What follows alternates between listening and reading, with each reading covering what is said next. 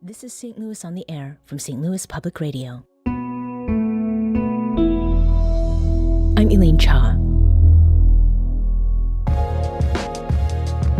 Artificial intelligence is changing the world in profound ways, and one of the major forces behind the development of AI is Sam Altman. Sam grew up in St. Louis and graduated high school in 2003 from John Burroughs School in Ladue. He's the co-founder and CEO of OpenAI, the company that makes ChatGPT, the chatbot that answers questions and prompts in human-like language. ChatGPT has millions of active users every month, and prominent companies like Coca-Cola, Microsoft, Slack, and Duolingo use it. Sam Altman talked to students at his alma mater this morning, and throughout this conversation, we'll talk about those interactions, about his St. Louis upbringing, and about the origins, emergence, and uses of AI, along with the newest version of ChatGPT. And he joins me now. Sam Altman, welcome to St. Louis on the Air. Thank you so much for having me. So we're going to talk about artificial intelligence a little later in the show, but let's start with where you were this morning at your alma mater, Burroughs, and you talked to a school-wide assembly and then to a smaller group of students after that. You were very much at ease there. That really stood out. You seemed to be enjoying yourself. Well, I love to talk about AI in general. I'd love to talk to students about AI. It's amazing how much young people have sort of driven the adoption of ChatGPT and AI more broadly. And I love Burroughs. I had a wonderful time there, and I don't get to go back very much, but it feels great to just see my old teachers, and I have a lot of happy memories from when I was a student there. Was there an interaction with a student or something that they asked you that stood out? And that could be during that formal period, or maybe when you were sort of on stage and taking photos with people. So yesterday we launched O1, this new model, and it's a huge step forward. It's much, much smarter and better at reasoning than anything we've had before. And one of the students came up to me and said, I stayed up last night playing around with it, and it's too smart. Like, what does this mean? What am I supposed to do with my life now? Okay. What am I supposed to focus on? What should I go study in college? Right. And that stood out. Mm-hmm. How did it make you feel to hear that kind of question? Like, what did you say? Was it I think the first reactions to AI are always interesting. When we launched ChatGPT, the world had a sort of collective freak out for a little while. And then people got over it and said, well, this is just part of life now. And why is it not faster? Why is it not better? Why is it not smarter? And that's something I love about just the human spirit of wanting more and more. But it was interesting to watch through the students' eyes, because I've been watching this technology develop for a couple of years. I'm so excited to share it with the world. But to get to see him grapple with it for the first time and be so excited, that was very fun. Mm-hmm. But what we talked about is how this is just a new tool that people will use to do more than they could before. The human capability will vastly increase when you can use this to accomplish way more than you could without it. But that's really the story of technology and human progress more broadly. We keep building better tools. We keep building more and more. Our ability keeps increasing. And I think he left the conversation sort of reassured and excited. Mm-hmm. So I want to go back to, again, the setting that you were in. You grew up here in St. Louis, and you did go to school at Burroughs, but you have lived elsewhere now, Sam, for about 20 years. What are some of your fondest memories about what it was like to grow up here, whether that has to do with school or is outside it? I love St. Louis. I love growing up here. I'm always very happy to come back. As soon as you said that, the first memory that came to mind was riding my bike around Forest Park. Mm-hmm. I used to do that a lot after school. With my dad when I was littler, and then alone and with friends as I got a little bit older. And I just, it's funny how much places and sort of physical space stick out in memory, but I could still, with my eyes shut, I think, tell you every turn on that bike trail. Yeah. And that was the first thing that came to mind as something I really loved. But there's a lot of stuff, like swimming at Shaw Park in the summers. I spent a lot of time in high school at Coffee Cartel. Very happy memories there. Sadly, it's gone now. But for a long time, every time I came back to St. Louis, I would go get my same mocha frap drink there, and it was so good. So a lot of stuff. Yeah. Do you still go to bike at Forest Park? I don't have a bike in St. Louis anymore, sadly, but now that I'm thinking this, I would like to find a way to go do that. Okay. Well, Sam, as we are sitting here, and you said that you did listen to St. Louis Public Radio when you were growing up. I mean, what does it feel like to be sitting in here now talking on the station that you listened to? I was just thinking about that. With my mom and dad in the car, we'd listen to NPR a lot on the way to school in particular, but other times too. And, as like a little kid, maybe you'd rather be listening to music. Okay. But then I came to like really enjoy it and love it. And it is definitely strange to be sitting here now, but it's very cool. Yeah. Are there developments that you've seen each time you've come back that help you to see how much has developed here in the time that you have lived in another city, another area? Totally. There was really no startup, no technology scene at all when I was a kid here. And watching that develop in the couple of decades since has been awesome. Obviously I'm biased, but I think that's a wonderful thing, and it's been cool to develop. Just before this, we got lunch at this place, Neon Greens, that grows hydroponic lettuce. It was absolutely delicious. They use ChatGPT to come up with some of their recipes, which was cool. But that was like a very cool restaurant. There was nothing like that when I was growing up here, and fun to see that. And were you looking for a connection to ChatGPT when you were making a selection as to where you were going to eat today? No, I was looking for delicious food. But okay. Right. And I think recently there was also something on Morning Edition about a chocolate chip recipe that was produced by AI. I didn't hear about that one. Oh, okay. We'll have to share that one with you. One thing, though, that I have been hearing is that this idea of using ChatGPT as it's gotten better for recipes apparently has become like a minor trend, and people are having good success with it. Mm-hmm. And taste is a very subjective thing, isn't it? Totally. I think to get good results, you have to tell it, like, here's the kinds of things I like and the flavors I like. And Yeah. So we'll talk a little bit more about AI later.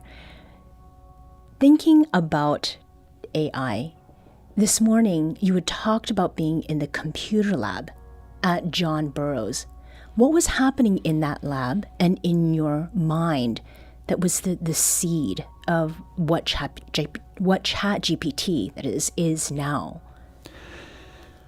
So I was a computer nerd basically as long as I can remember. And I was also like a sci-fi nerd. So when I went to elementary school, I went to Captain in Clayton. Mm-hmm. And they had these Apple II GSs. This was a really long time ago, really old computer.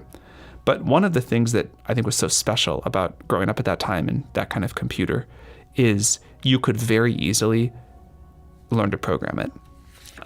Now I think it's gotten easier again to learn to program a computer, but there was a long period in between where it was not so easy. And so we would be in the classroom and we had these things, and you could like do a few things with them, not very much, but one thing you could do is you could program in BASIC right away. And I don't remember how we started learning. I think like one of the students' dads knew a little bit about it or something, but it was then this just like amazing period of exploration where we sort of all figured it out together, and you could get these computers to do things. And we had these horrible old printers, those kinds with the like perforated stuff down the sides that fed dot matrix printers. Right. And me and some other kids wrote this program to like print out all the prime numbers on the screen from like 0 to 1,000,000 or something. And then we thought it'd be funny to like print it out on paper. Yeah. And so we like started it right before the end of the day, and then came back the next day and it had gone through the whole thing and used all the whatever the ribbon was and the paper, and got in a little bit of trouble. But that was fun. And then I kept being interested in computers, and eventually we got one at home. And I like learned to program a little bit more. And I went to Burroughs, and at Burroughs there was an AP computer science class in that computer lab. And had this amazing teacher, Mrs. Kepchar, who taught us. And there were maybe like 16 of us sitting in there on old Macs.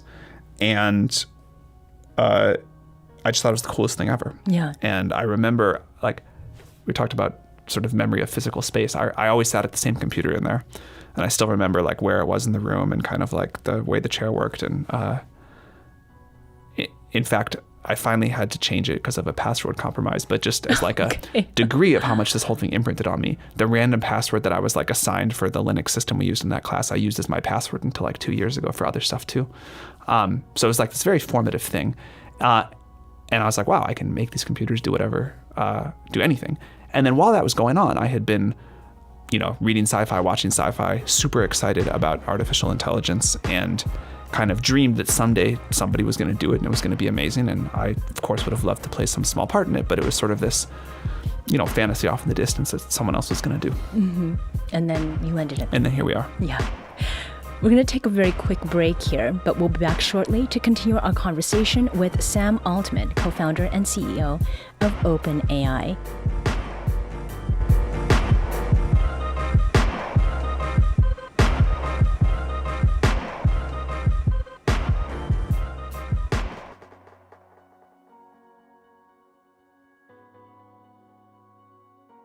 Welcome back. I'm Elaine Cha. Let's return to our conversation with Sam Altman, the co-founder and CEO of OpenAI, the company that makes ChatGPT. Before we get into OpenAI and ChatGPT, Sam, you were saying that you really love talking about your St. Louis memories. Is there another one that you feel like people should know in order to understand better, who you are and how you've come to do what you do now? This is not a specific memory, but it's something that I really love, and I think you don't get quite the same in other places. That someone once said that St. Louis is the biggest small town in America. I'm sure other towns claim that too, but I certainly felt that growing up here. You'd like go to Schnucks and you would see a bunch of people you knew, and you'd like be on the streets and you'd see like, kids of your parents' friends, and there was. There's something really lovely about just sort of like feeling deeply part of a community.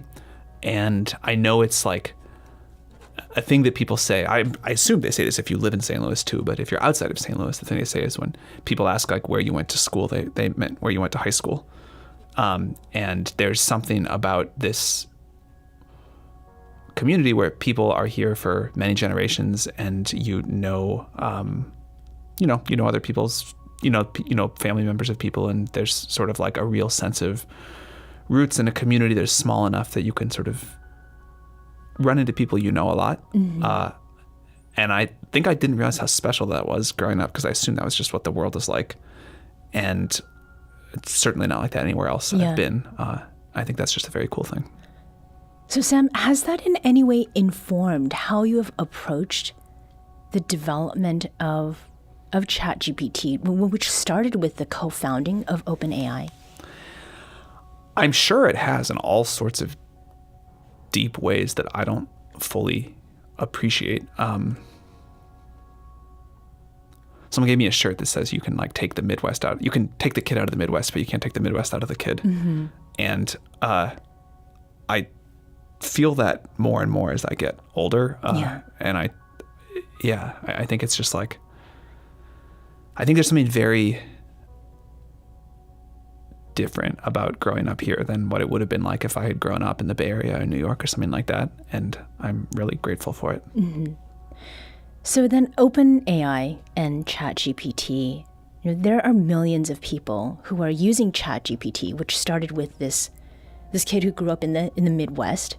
For people who aren't familiar with it, Sam, how do you describe ChatGPT in the simplest terms? First of all, I'm one of many people that worked on it, and certainly not the most important person that worked on it. This really has come from just incredible AI researchers who have worked tirelessly on this for years, and also the people for decades before us that laid the groundwork to make all of this possible. The way I would describe it is we, the whole field, not just the people at OpenAI, but this collective huge amount of work. And it's really more than the field. I mean, if you think about what had to happen to get us to this moment, the whole semiconductor industry had to develop. People had to figure out how to make computer programming languages. People had to figure out how to make operating systems. People had to figure out networking gear. People had to go build GPUs. This is just like a massive contribution over a long period of time from millions of people coming together to get us to this point where we get to now put our brick in the path. But all of that comes together and lets us make a computer program that we can debate the semantics of the word, but let's say it at least appears to be able to understand human language and images and a lot of other things, and then do useful work for you. So if you say, help me come up with a recipe for a salad, I like these things, or translate this from Spanish into English, or help me learn this new skill, here's what I know right now, can you teach me more, and then can you quiz me on it? Or I am struggling with a medical problem, can you help me, figure out what I might have? Or I'm trying to write a computer program that has a bug, can you help me find it? We get this very capable general purpose assistant that can help people do whatever they'd like. Mm-hmm.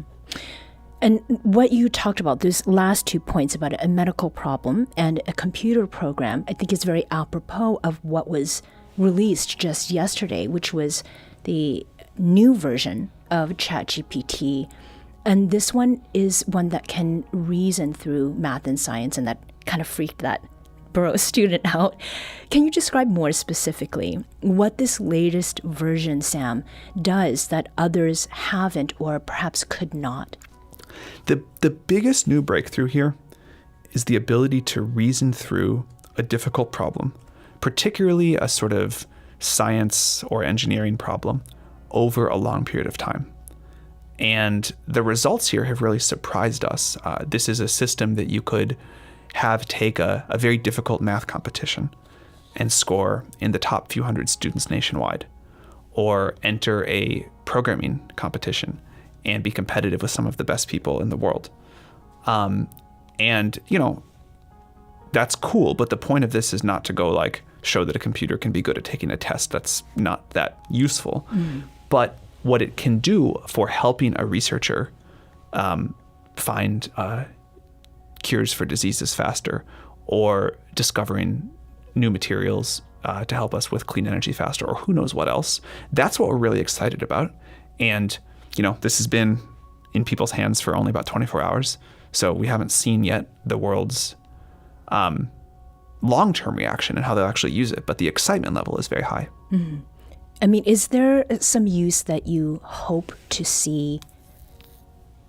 You hope to see it have this ChatGPT that is specific to science and math? Personally, I think it'll do a lot of wonderful things. Personally, two areas that I'm very excited about is I hope this can change the nature of computer programming and make computer programmers able to be way more efficient, do things with ease that were very difficult before. And I believe that the world can use way more software than gets written today. And if this new tool can help programmers be 10 times more productive or whatever, I think we'll all get to benefit from people's creativity to an astonishingly wonderful degree. And then the other is, ever since I was a little kid, huge believer in scientific discovery and the importance of that to driving our world and our economy forward. And we always have talked about how someday in the future, we hoped that AI could help accelerate scientific progress. And this is the first time I think we're close. So I'm tremendously excited about that. Yeah. One of the questions that has been out there, floating around the internet, and also that was brought up by a number of students today, this morning, were the concerns around future prospects for work. What is it that you say, Sam, to people who are concerned that AI is going to take their jobs away? People worry about that with every technological revolution. And somewhat for good reason, because some jobs do go away. We always find new jobs. I think human demand for new things and also desire to be useful to other people, to express creativity, to sort of contribute to society for status, lots of things. That's not going anywhere. And so I don't think we'll run out of jobs. People have been hoping for that in some sense for a long time. I think as a society, we're always a little bit confused about whether we want people to work more or work less. But, the promised we're only going to work 8 hours a week, that has never come. And I don't think that's going to come. But work of the future will look very different. And I hope that if we could fast forward 100 years, we would look at what people are doing and say, that's not work, that's a hobby, or that's art, or that's something. But they're not, these people are not struggling to survive. They're not working because they have to.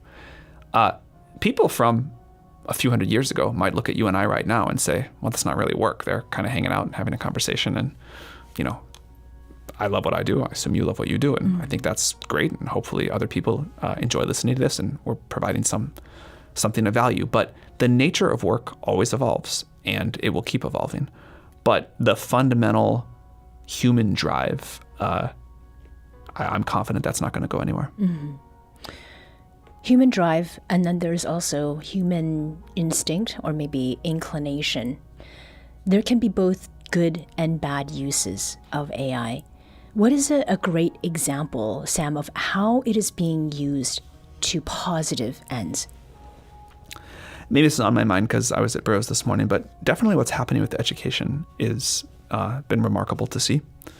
Khan Academy was an early builder. There's now many others of these really quite wonderful experiences to help students learn using AI. Healthcare has been another case. Color Health is using our technology to help people have personalized treatment plans for cancer, apparently with great results. I think we'll see a lot more of that.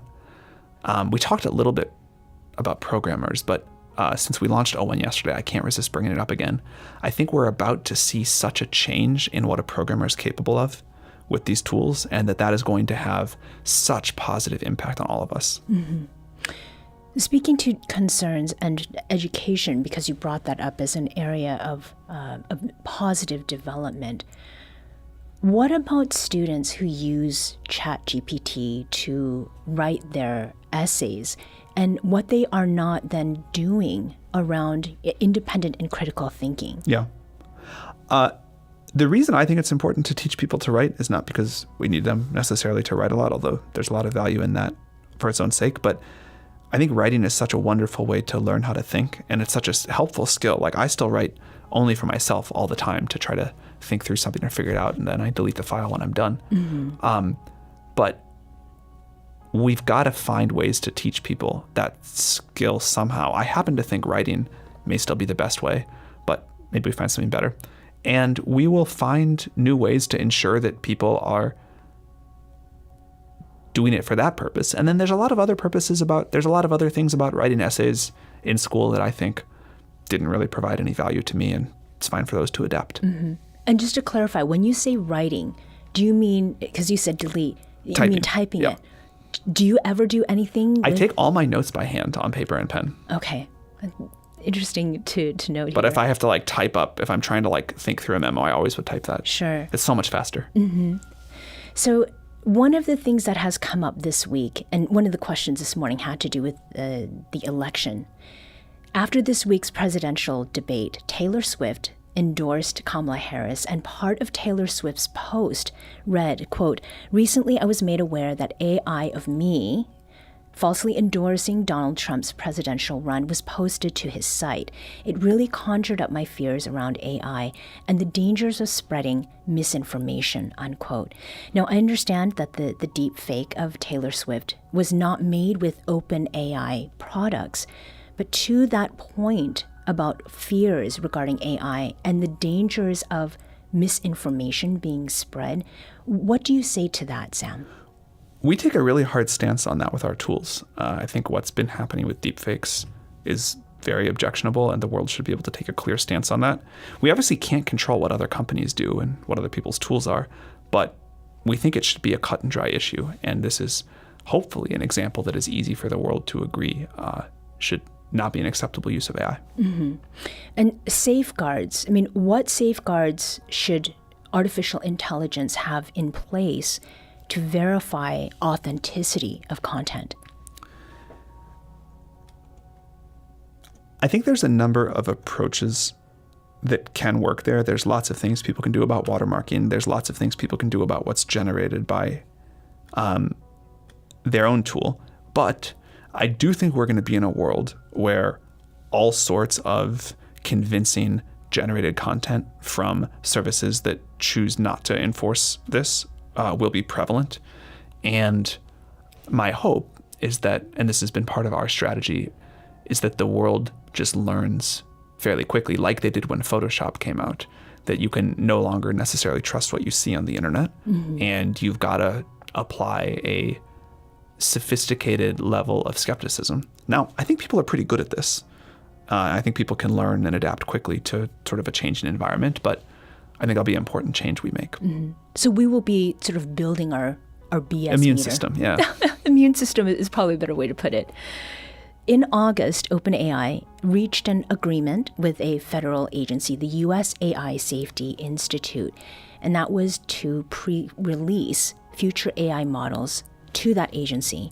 Is that pre-release something that was in place for the new ChatGPT model? Yeah, we worked with them to test O1 pre-release, and we had a great experience. Yeah. It was very helpful. I mean, what can you tell about the release so far? I mean, you got one in-person sort of testimony this morning, but... Literally 24 hours in, and I've been traveling. I was in D.C. and Michigan yesterday, and I'm in St. Louis, obviously. So I have not... I'm not as close to this as I would like, but following along from our internal conversation and seeing what people have been saying about it online, people seem to really love it. So then there's this larger question, Sam, about government responsibility. What, in your view, is the government's responsibility in regulating artificial intelligence? Like with any new technology, there are going to need to be some rules of the road. And there are going to, as these systems become more powerful, there's going to need to be some safety verification. You know, when I get on an airplane, I don't sit there and check all the engineering myself. I trust that there was a government agency that ran a process that means I can get on an airplane and have a very, very high degree of confidence that I'll get to where I'm going safely. And, you know, it's popular to say, oh, regulation's terrible and slows things down. And it does slow things down in some cases, and it is annoying. And I'm sure there's more downsides than we even realize. But it is nice that when you get on that airplane, you trust that it's going to be safe. And I think we'll want something like that as powerful AI systems get deployed into the world.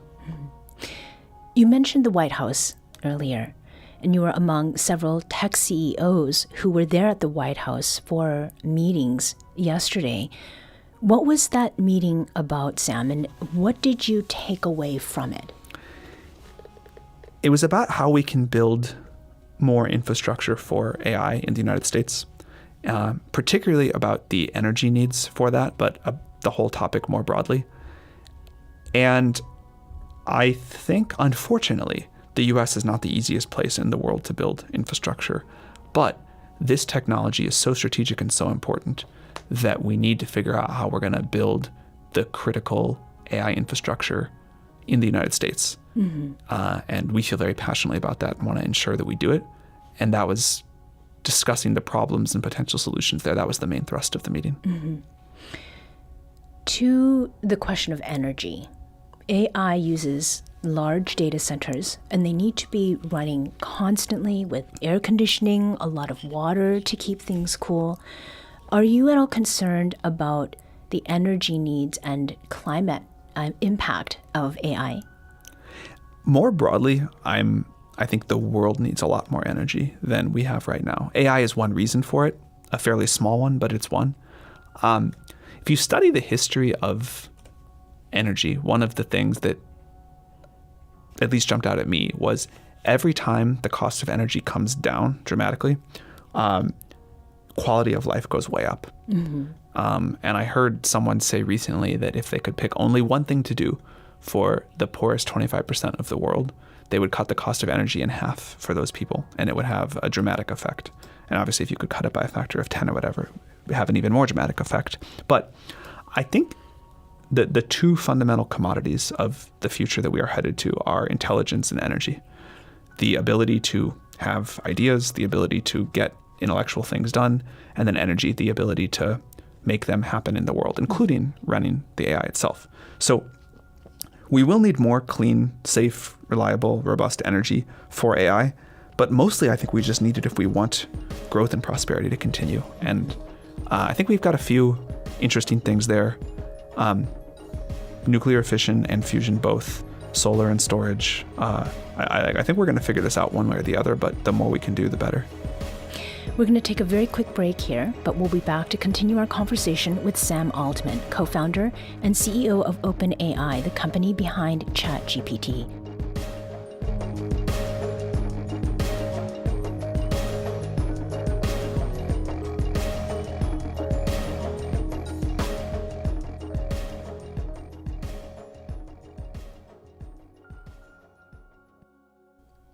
Welcome back. I'm Elaine Cha. Let's return to our conversation with Sam Altman, the co-founder and CEO of OpenAI, the company that makes ChatGPT. Sam, we asked for listener questions before the show, and one person sent us a note saying they didn't have a question but wanted to work for you, and they sent their resume. So to this point, what is it that you look for in an employee? First of all, please send me that resume. Okay. That'd be great. We look for innovative spirit, creativity, the ability to grind super hard and focus on a problem for a long period of time. In our kind of research, that really pays off. Obviously, intelligence, collaboration, all the normal things you would expect. Optimism. I think optimism for our kind of research really pays off too. We certainly look for people who get stuff done. That's, in whatever life context they've been in. I think that's a good predictor of future success. People who believe in AGI and our mission of making it safe and broadly available, all of those things. Mm-hmm. Now, this next question has to do with the work culture at OpenAI. Last November, the board of OpenAI fired you because they said that you were not consistently candid in your communication with the board, and there were headlines for days about this. And about 1 week later, you were reinstated, and there was a mostly new board at OpenAI. A listener named Ryan Lilly sent us an email. He writes, "It seems like the tech world can often be a toxic work environment. We've heard reports of terrible conditions at companies like X and Blizzard Activision. Meanwhile, when the board ousted Sam Altman, 95% of the employees said they would quit if he was not reinstated." So Sam, what is it that makes the work culture of OpenAI so different? So much so that an entire company almost would quit to support their boss. I don't think it was to support me. I think it was to support the mission. I think people, all of us, really care about what we're doing. We realize it's high stakes, but we're very committed to it, and we're very honored we get to play the role that we do in helping shepherd this new technology into the world in a way that'll hopefully be a really great thing. So it was super nice to get the support of the team in what was, it felt like an unprecedented, I'm sure it's happened before, a very crazy 4 days. But I think it was about the dedication to the mission and what we're trying to achieve, not to me personally. And that mission, what is it? What is the ultimate objective or end game, if that's even the right way to put it?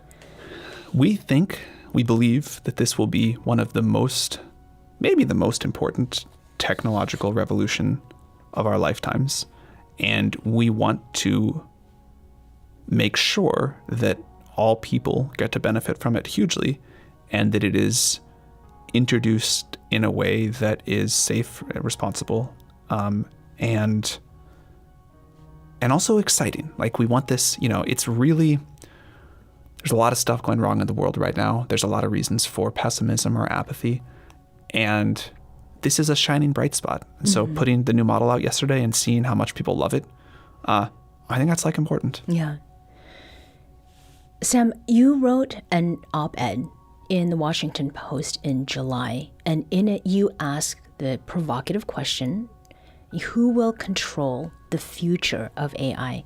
And you pointed out that the race among countries to develop the technology, and that Russian leader Vladimir Putin has said that the country that wins the AI race will become the ruler of the world. And this is a dictator who's saying this. So Sam, what does winning the AI race even mean? And maybe with the introduction of this new version of ChatGPT, is there anything about this new release that sort of increases the potential perils? I partly agree with Putin and partly not. I think that if a dictator has the first very, very powerful AI in the world and wants to misuse it, that would indeed be quite bad, and that's something we cannot afford to let happen. My hope is that an American company develops the leading edge, most powerful AI, but then not that America uses it to sort of control the world. I think that would be also awful. But that we put this in the hands of many people and they use it to just make the world better, and that power is distributed and not centralized in one person, whether that person is Putin or the president of the United States. Obviously, I prefer the president of the United States, but I'd prefer it not to be in one person's hand. I think what we're doing of putting this in hundreds of millions of people's hands and letting people use the tool in a widely distributed way, I think that's very important. Yes, though, to the latter part of the question, I think the new system is I don't want to overstate this, and I certainly don't want to overhype it, but I don't want to understate it either. This is the beginning, very early. We numbered it 1 for a reason, but the beginning of a significant new paradigm. And, there's been this whole debate about, is AI capping out? Are we getting close to some ceiling? Is progress going to slow down? And I think the most important message of this release is that not only is progress not slowing down, but we have the next few years in the bag.